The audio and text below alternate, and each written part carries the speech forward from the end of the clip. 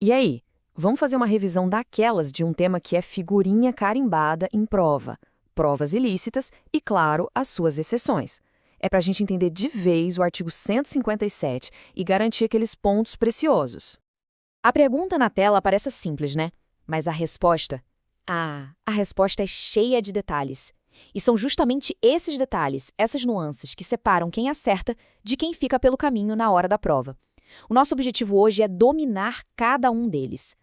Bom, e o nosso plano de voo para essa revisão é bem direto. A gente começa com a regra principal, depois entende o tal do efeito dominó, mergulha nas exceções, coloca elas lado a lado para não ter erro e termina com um resumo dos pontos mais importantes. Vamos nessa? Ok, vamos começar pelo alicerce de tudo, a regra principal. Se a gente não firma bem essa base, o resto todo pode desmoronar. É o nosso ponto de partida para gabaritar esse assunto. Olha só, a lei é claríssima aqui. Não tem meio termo.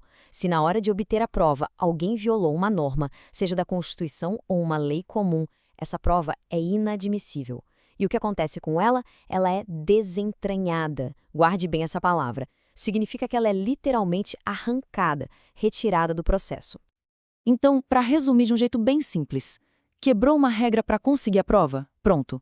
Essa prova é considerada ilícita. Não importa o tamanho da regra, se era constitucional, se era legal, a consequência vai ser a mesma.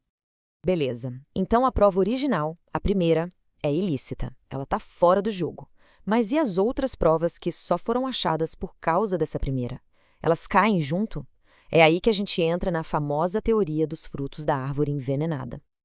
Essa analogia é perfeita, não é? Pensa bem. Se a árvore está envenenada, não adianta colher o fruto. Ele vai estar contaminado também. A ilegalidade da prova original acaba contaminando tudo que veio a partir dela. E isso não é só uma metáfora para ajudar a entender, não. Está escrito na lei, preto no branco. O parágrafo 1º do artigo 157 diz exatamente isso. As provas derivadas das ilícitas também são inadmissíveis. Quer dizer, o efeito dominó é a regra. Mas é aqui que o examinador adora focar, porque como quase tudo no direito, existem exceções. Existem situações em que esses frutos envenenados, ou seja, as provas derivadas, podem sim ser salvas e usadas no processo. E como é que a gente salva esses frutos? A lei nos dá duas saídas de emergência, digamos assim. A teoria da fonte independente e a da descoberta inevitável. E é crucial, mas muito crucial mesmo, saber a diferença entre elas. Vamos analisar cada uma. Isso aqui é questão clássica de prova, pessoal. Distinguir uma teoria da outra. Por isso, vamos colocar as duas lado a lado para a diferença ficar bem clara e não ter mais confusão. Foco total aqui, hein? A diferença é sutil, mas faz todo sentido. Na fonte independente, imagine dois caminhos totalmente separados que chegam no mesmo lugar. Um caminho foi ilegal, mas o outro, que era legal e autônomo, também levaria à prosa. Já na descoberta inevitável, a gente não está falando de dois caminhos. A gente está falando da certeza de que, seguindo o procedimento legal normal, a gente chegaria naquela prova de qualquer jeito. Era inevitável. Vamos ver um exemplo, para ficar fácil. Fonte independente. A polícia invade uma casa sem mandado. Ilegal. E lá dentro acha um cofre. Só que, ao mesmo tempo, já existia uma denúncia anônima, toda certinha, que apontava exatamente para aquele cofre. Percebe? São duas fontes de informação. A invasão, que é ilegal, e a denúncia, que é legal e não tem nada a ver com a invasão. É essa fonte legal que salva a prova. E a definição que está na lei confirma exatamente isso. Fonte independente é aquela que, sozinha, por si só, seguindo o rito normal, chegaria ao resultado. A palavra-chave aqui é autonomia. Uma coisa não depende da outra. Agora, olha o exemplo da descoberta inevitável.